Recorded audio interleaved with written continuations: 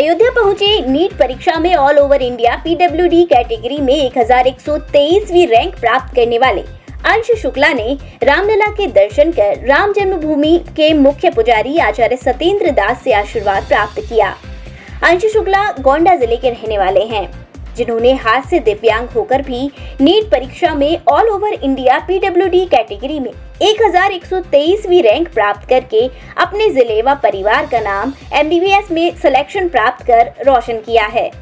अंश शुक्ला ने high school व इंटर की शिक्षा इंदिरापुरम पब्लिक स्कूल से प्राप्त की है। अंश शुक्ला ने इसका श्रेय अपने माता पिता और भगवान श्री राम को दिया है, इसीलिए आज वह रामलला के दर्शन कर मुख्य पुजारी आचार्य सत्येंद्र दास का आशीर्वाद प्राप्त कर रहे हैं। अंश शुक्ला का कहना है कि दिव्यांगता उनकी कमजोरी नहीं है, बल्कि वह उनकी ताकत है। उन्होंने कभी भी अपने को दूसरे से अलग नहीं माना है। अंशु शुक्ला का कहना है कि लोगों का व्यवहार निश्चित रूप से उनसे अलग रहा है, लेकिन वह कभी भी निराश नहीं हुए और ये चीज उनके लिए प्रेरणा साबित हुई।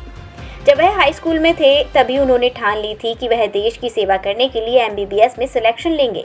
इसके लिए उनको बड़ी कड़ी मेहनत करनी पड़ी और भगवान के आशीर्वाद से, माता पिता की प्रेरणा से वह सफलता प्राप्त हुई। उनका कहना है कि जब वह निराश होते थे तो मंदिर में जाकर पूजा अर्चना कर सकारात्मक ऊर्जा प्राप्त करते थे। वहीं अंश शुक्ला का कहना है कि आत्मबल को मजबूत रखिए, सफलता निश्चित रूप से आपके कदम चूमेगी। अंश शुक्ला को सरकारी कॉलेज में एमबीबीएस की पढ़ाई के लिए दाखिला प्राप्त होगा। बता दें कि अंश शुक्ला के पिता राकेश शुक्ला छात्र राजनीति से ही सक्रिय रहे हैं और बीजेपी में पार्टी की सेवा कर रहे हैं। वहीं उनकी माता ममता शुक्ला गृहिणी हैं, जो हमेशा उनको मोटिवेट करती रहती हैं।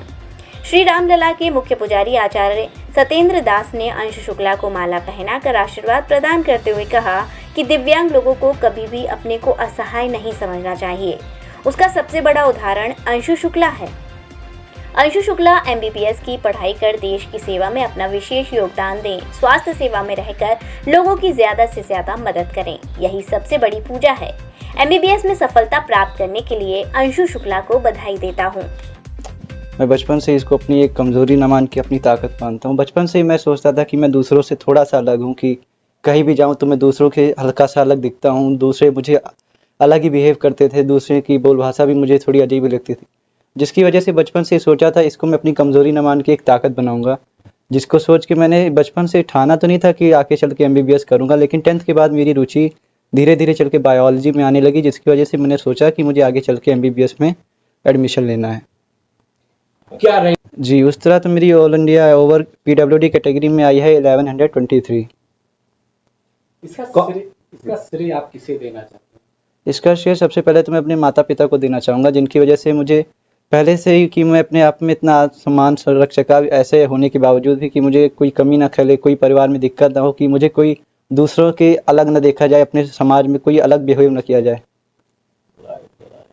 एक चीज और है अंश, उन लोगों के लिए आप क्या प्रेरणा देना चाहते हैं कि जो दिव्यांग हैं और कभी न कभी वो अपने मन में कुछ ऐसी भावना रखते हैं कि वो समाज से अलग हैं और कुछ नहीं कर सकते?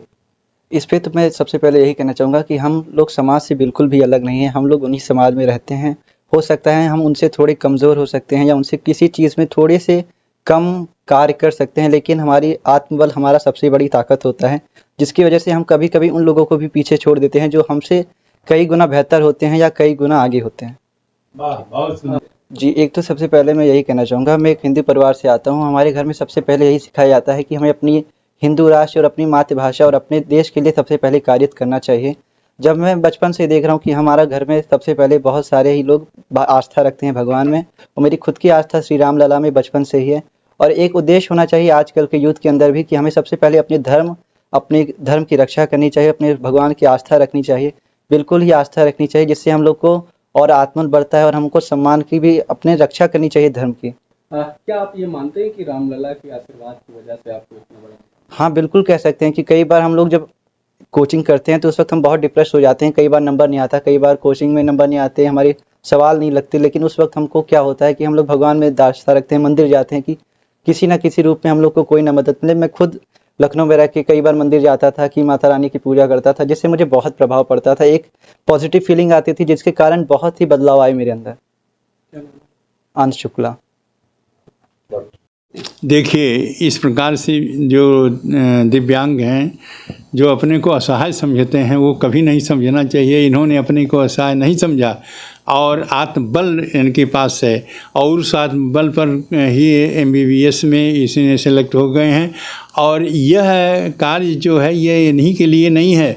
इस प्रकार के जितने भी दिव्यांग हैं और जो असहाय अपने को समझते हैं, असहाय न समझ करके केवल आत्मबल के बल से यह चाहिए कि हम कुछ भी कर सकते हैं और कोई भी कार्य ऐसा नहीं है जो यह दिव्यांग न कर सकें। तो इन्होंने जो किया है और जो इनको प्राप्त हुआ है वह भगवान की कृपा से है, क्योंकि जो उठता है, जो प्रयास करता है, उसके सहयोगी स्वयं भगवान होते हैं, उसके सहायक होते हैं, उसके आत्मबल को देखते हैं और उसी अनुसार उनको फल देते हैं। तो इनको जो MBBS के कार्य मिले हैं और उसमें जो इनको सफलता मिली है, उसके लिए मैं शुभकामनाएं देता हूं और साथ ही साथ भगवान रामलला से कि इस प्रार्थना करता हूं कि इसी प्रकार से आगे भी कार्य करते रहें।